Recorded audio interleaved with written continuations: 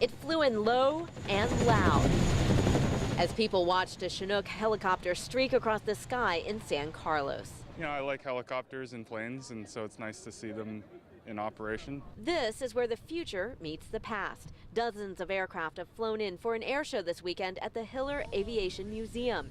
From small helicopters to the mightiest military machines, the theme is vertical flight.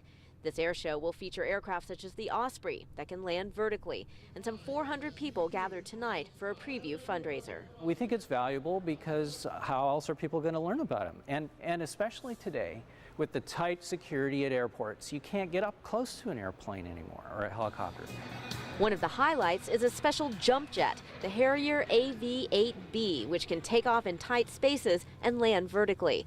Marine Corps Captain Dan Fust, a San Carlos native, piloted the jet in a flyover tonight. We call it VSTOL, vertical short takeoff and landing. So it flies like a normal jet, but can also come into a hover and land on unimproved runways, ships that aren't long enough for conventional aircraft to take off on.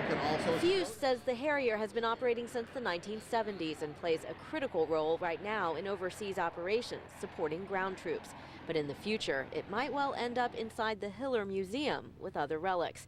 The military has plans to switch to a new F-35B jet. It's going to replace the Harrier and the F-18 in the Marine Corps, and then there's a variant for the Navy and the Air Force as well. So everyone's kind of paring down to get the same fighter to keep costs down. For the military crews from California and Arizona, the air show is part of their training flight regimen.